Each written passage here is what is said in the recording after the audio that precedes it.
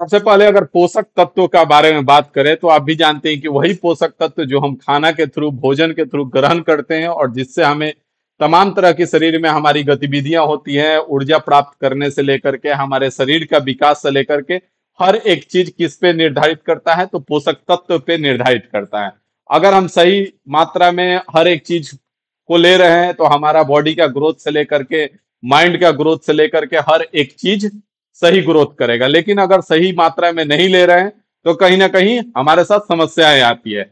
जैसे आप विटामिन में देखे होंगे, बहुत सारी विटामिन की कमी से तमाम तरह की रोगें होती हैं। आप भी जानते हैं कि विटामिन भी एक पोषक तत्व में आता है, लेकिन ये ऐसा पोषक तत्व है जो हमारे शरीर में पचता नहीं है। फिर भी विटामिन खाना हमारे लिए जरूरी है। जब पचता ही नहीं है तो फिर क्यों जरूरी है? तो विटामिन में हम लोग देखेंगे और देखे भी होंगे आप, लेकिन इस वीडियो में हम बात करने वाले हैं पोषक तत्व के बारे में।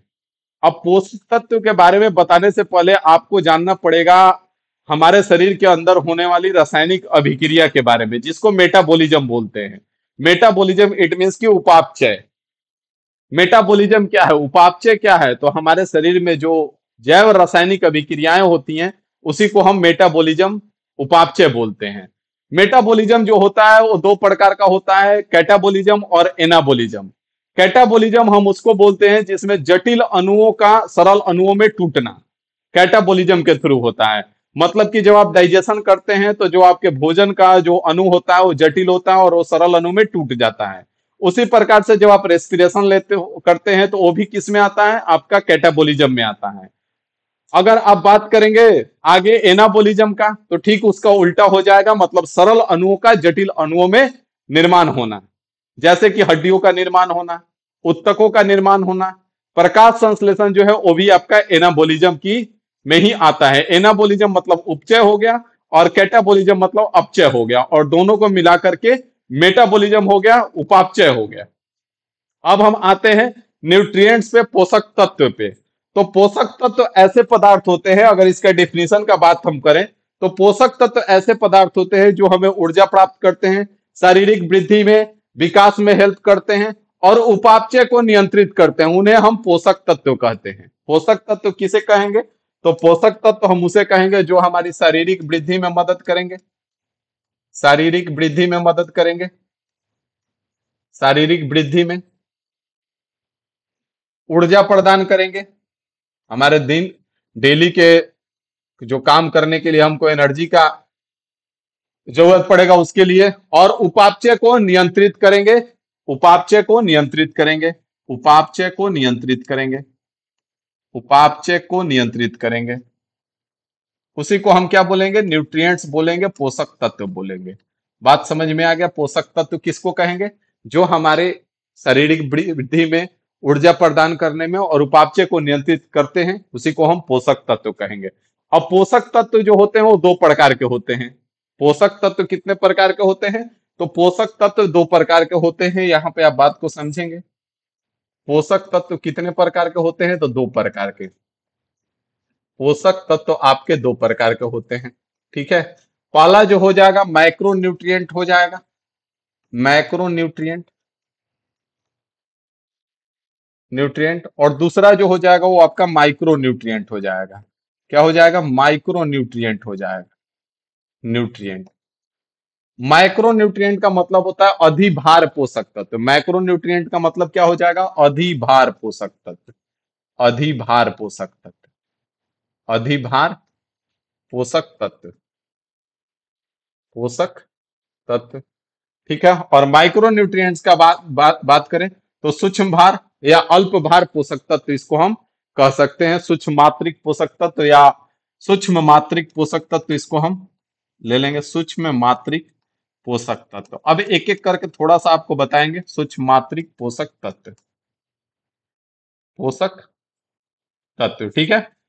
अब मैक्रो न्यूट्रिएंट अधिभार पोषक तत्व जो होता है, इसकी जरूरत जो होगी अधिक मात्रा में होगी, इसकी जरूरत हमारे शरीर को अधिक मात्रा में होगी। ठीक है, अधिक मात्रा में, अधिक मात्रा में, अधिक मात्रा में होगी। ठीक है, दूसरा क्या होगा इसका?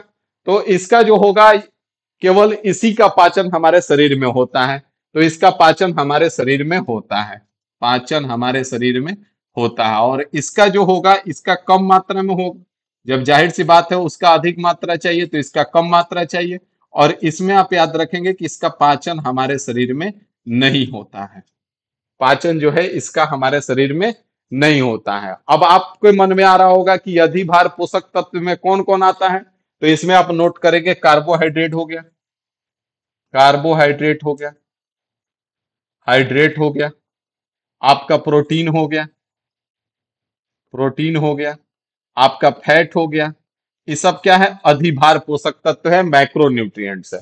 तो आपके मन में आ रहा होगा कि माइक्रो न्यूट्रिएंट्स में कौन कौन आएगा, तो माइक्रो न्यूट्रिएंट का बात करें तो आपका विटामिन हो गया, विटामिन हो गया, आपका मिनरल्स हो गया, मिनरल्स हो गया, रफेज हो गया,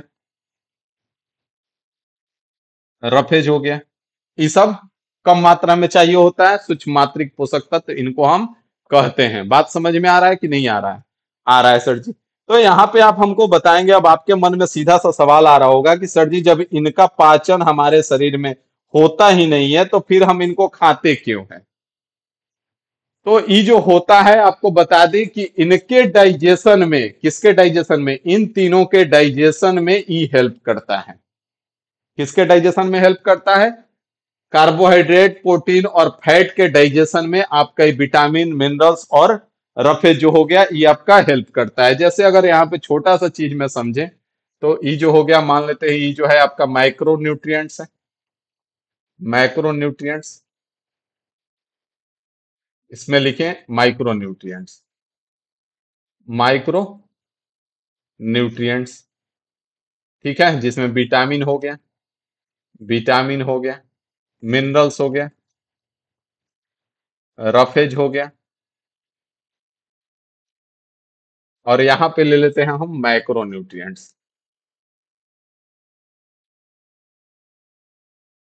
माइक्रो न्यूट्रिएंट्स, जिसमें आ जाएगा आपका कार्बोहाइड्रेट, कार्बोहाइड्रेट, फैट, प्रोटीन। तो यहाँ पे ये जो हो जाएगा, ये माइक्रो न्यूट्रिएंट जो हो जाएगा हेल्प इन डाइजेशन, ये मदद करेगा किसके पाचन में? माइक्रो न्यूट्रिएंट के पाचन में मदद करेगा। बात समझ में आ गया? यहां से एक क्वेश्चन जनरली बन जाता है आपका कि हमारे शरीर में सबसे अधिक मात्रा में मौजूद तत्व कौन सा है? तो अगर मौजूद तत्व अगर आपसे पूछे तो याद रखेंगे आप, तत्व अगर पूछता है तो ऑक्सीजन हो जाएगा। लेकिन अगर धातु पूछ दे, सबसे अधिक मात्रा में मौजूद धातु, तो धातु कौन सा होगा? फटाफट एक बार कमेंट करके आप बता सकते हैं। तो धातु जो है आपका कैल्शियम हो जाएगा। सबसे अधिक मात्रा में मौजूद धातु कौन सा है? तो आपका कैल्शियम है, ठीक है। और अगर पूछ दे कि सबसे कम मात्रा में मौजूद धातु, तो वो जो है कम, अधिक मात्रा में हो जाएगा। और अगर कम मात्रा में पूछ दे धातु तो मैग्नीज हो जाएगा। क्या हो जाएगा? मैग्नीज हो जाएगा, मैग्नीज हो जाएगा। तो उम्मीद है आपको न्यूट्रिएंट्स समझ में आ गया कि न्यूट्रिएंट्स क्या होता है, कैसे होता है। अब एक एक करके अगर आपको जानना है कि कार्बोहाइड्रेट क्या होता है, प्रोटीन क्या होता है, आपका फैट क्या होता है, विटामिन क्या होता है, मिनरल्स क्या है, रफेज क्या है, तो इसके लिए अगले वीडियो का इंतजार कीजिए। और अगर आपको किसी स्पेसिफिक पे जल्दी से वीडियो चाहिए तो कमेंट करके बताइए, ठीक है। बाकी मिलते हैं अगले वीडियो में।